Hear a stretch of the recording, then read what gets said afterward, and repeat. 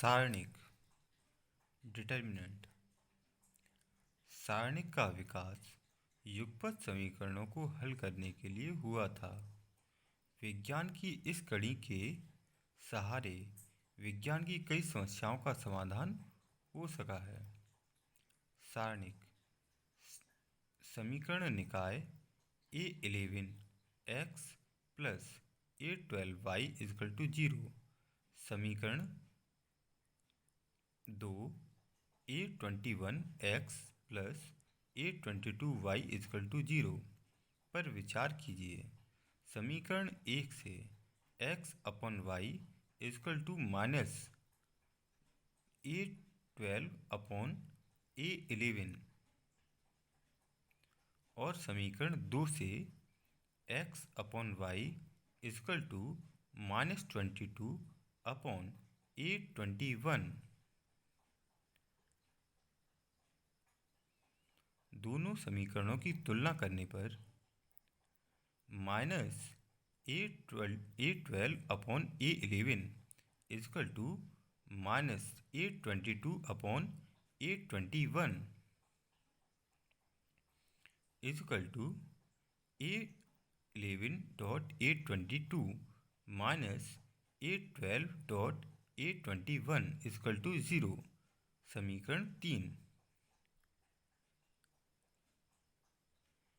व्यंजक A11 dot A22 minus A12 dot A21 राशियों A11 A12 A21 तथा A22 का फलन है। वर्गाकार संरचना को A11 A12 A21 A22 से निरूपित करते हैं। ऐसा निरूपण सारणिक कहलाता है जिसका एक निश्चित संख्यात्मक मान होता है।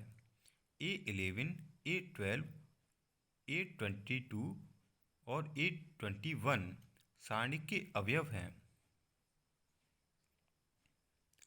साधारण शब्दों में सारणिक का उपयोग हम युगपत समीकरणों को आसानी से हल करने के लिए करते हैं। सारणिक की पंक्तियाँ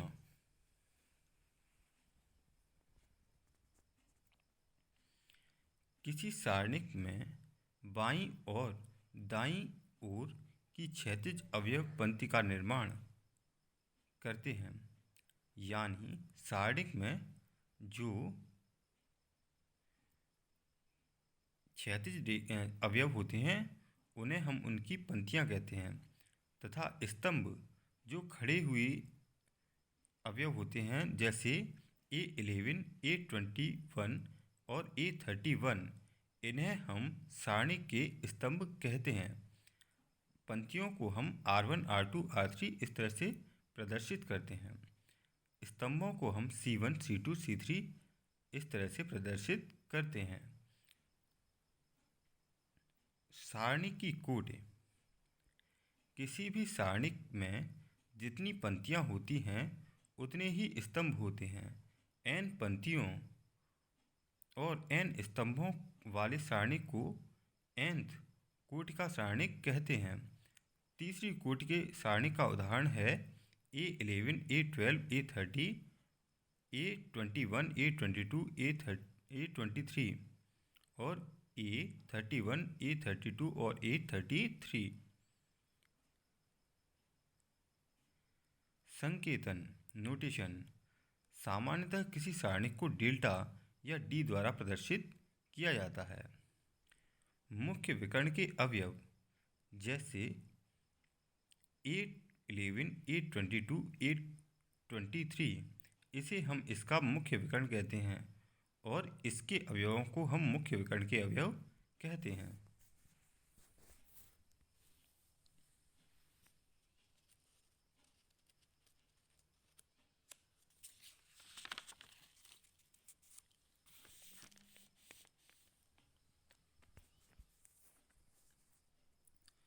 द्वितीय कोटि के सारणिक में 2 पंक्ति और 2 कॉलम होते हैं, जबकि तृतीय कोटि के सारणिक में 3 पंक्तियां और 3 कॉलम होते हैं।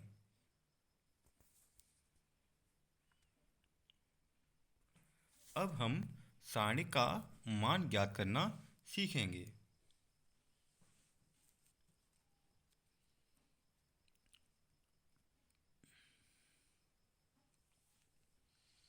अब जैसे उदाहरण नंबर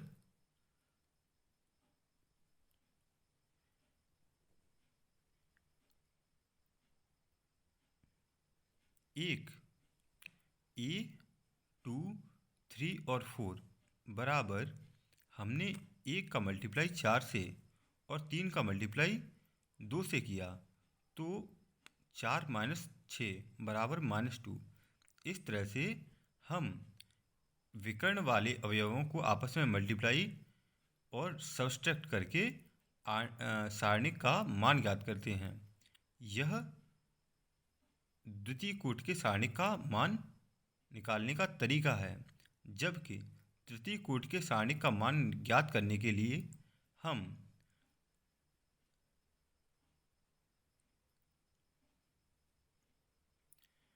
प्रथम पंक्ति के अवयवों को मल्टीप्लाई करके, जैसे 2 और जैसे प्रथम पंक्ति के प्रथम अवयव 2 का मल्टीप्लाई हम द्वितीय कॉलम और तृतीय कॉलम के द्वितीय और तृतीय अवयवों से कर रहे हैं। जैसे 2 0 1 1 0 माइनस, बीच में माइनस का साइन आता है, -3 1 1 2 0 प्लस 5 1 0 2 1। इसे हल करने पर हमें -2 + 6 + 5 = 9 उत्तर प्राप्त होता है। यह सारणिक का मान ज्ञात करने का तरीका है।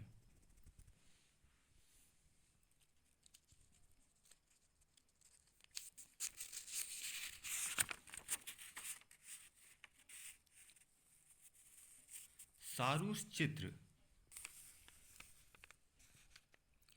इस प्रकार के चित्र को हम सारूस चित्र कहते हैं।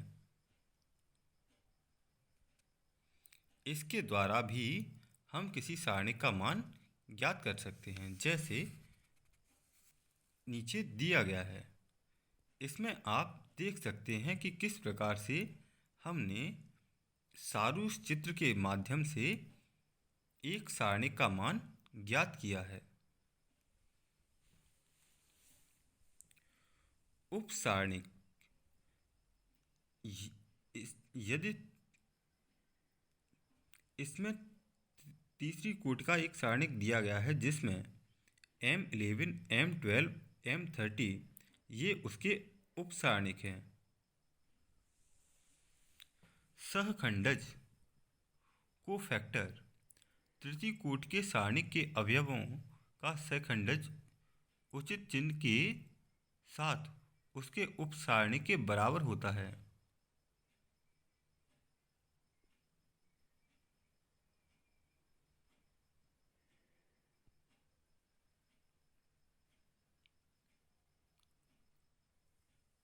ये सारे इसके सहखंडज दिए गए हैं। सारणिक के कुछ अपनी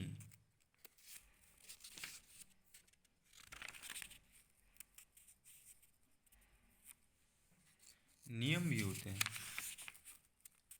जैसे पहला प्रगुण या गुणधर्म भी होते हैं, जिनमें से पहला प्रगुण या गुणधर्म है सारणिकों के गुणधर्म।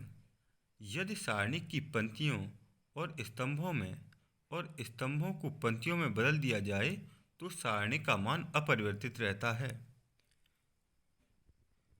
ये इसका प्रथम गुणधर्म है कि यदि सारणिक की स्तंभ और पंक्तियों को आपस में बदल दिया जाए तो उसका मान अपरिवर्तित रहेगा। ठीक है। दूसरा है, यदि सारणिक की किन्हीं दो समांतर आसन्न पंक्तियों या आसन स्तंभों का परस्पर विनिमय इंटरचेंज कर दिया जाए, आपस में बदल दिया जाए, तो सारणिक का मान नहीं बदलता किंतु चिन्ह बदल जाता है।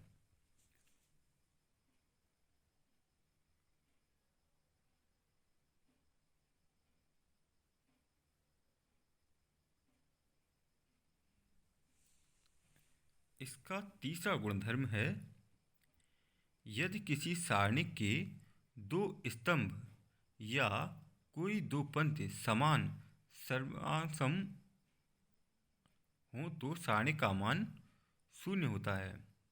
यदि सारणिक की कोई भी दो पंक्ति या स्तंभ समान हो तो उसका मान शून्य हो, जैसे 3 और 4, आगे भी 3 और 4 इक्वल टू 0।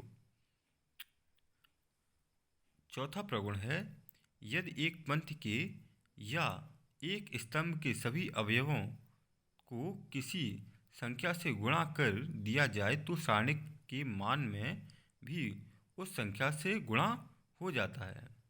जैसे इसमें m का मल्टीप्लाई a1 a2 a3 से किया गया है, तो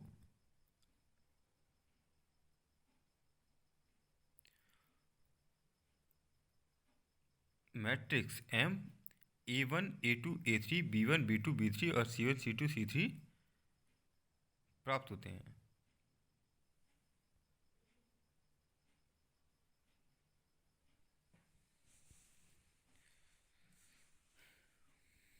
पांचवा प्रगुण है, यदि किसी पंक्ति या किसी स्तंभ के अवयवों के सहखंडों को किसी अन्य पंक्ति किसी अन्य स्तंभ के संगत अवयवों से गुणा करें तो इनके गुणनफल का योग शून्य होता है।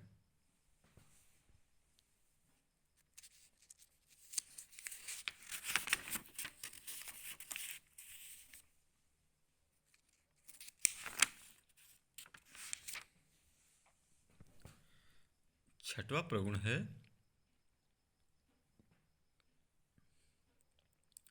यदि किसी पंक्ति या स्तंभ का प्रत्येक अवयव दो राशियों का योग हो तो सारणिक को उसी कोटि के दो सारणिक के योग या अंतर के बराबर लिखा जा सकता है।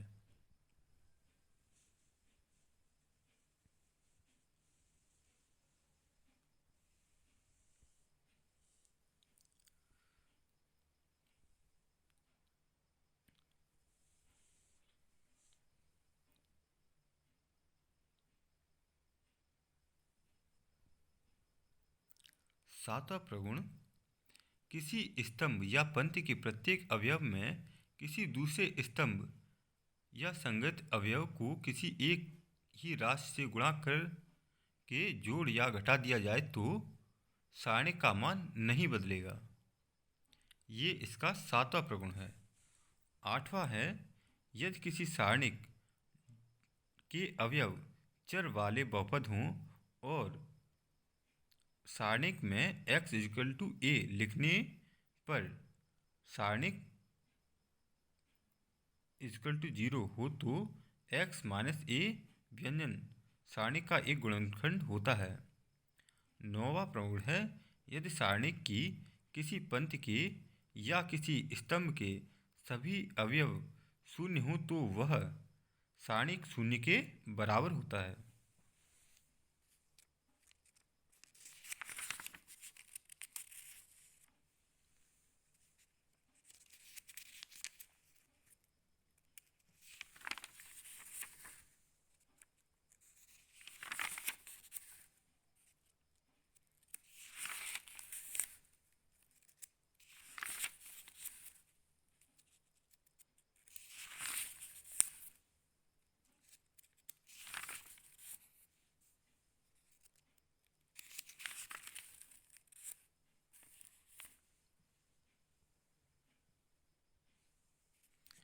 यदि किसी त्रिभुज के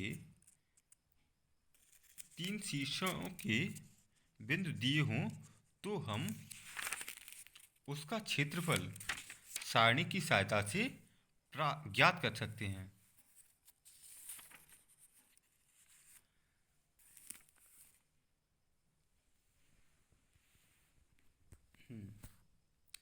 सारणी के अनुप्रयोग। Application of determinants. एक त्रिभुज का क्षेत्रफल ज्ञात करने के लिए यह त्रिभुज के शीर्ष x1 y1, x2 y2 व x3 y3 हों तो त्रिभुज का क्षेत्रफल 1/2 x1 bracket y2 minus y3 plus x2 y3 minus y1 plus x3 y1 minus y2 होंगे। इसी को सारणी के रूप में कुछ इस प्रकार प्रदर्शित किया जा सकता है। त्रिभुज का क्षेत्रफल equal to 1/2 x1 x2 x3 y1 y2 y3 1 1 1 या 1/2 x1 y1 1 x2 y2 1 x3 y3 1। चूँकि क्षेत्रफल सदैव धनात्मक होता है, अतः हम उपर्युक्त सारणी का निरपेक्ष मान एब्सोल्यूट वैल्यू लेंगे। यदि बिंदु A B C anti clockwise दिशा में है तो त्रिभुज का मान स्वतः ही धनात्मक होगा। यदि त्रिभुज का क्षेत्रफल 0 हो तो बिंदु संरेख होंगे, मतलब वो बिंदु एक ही रेखा पर स्थित होंगे। इस प्रकार हम सारणी की सहायता से आसानी से किसी त्रिभुज का क्षेत्रफल ज्ञात कर सकते हैं।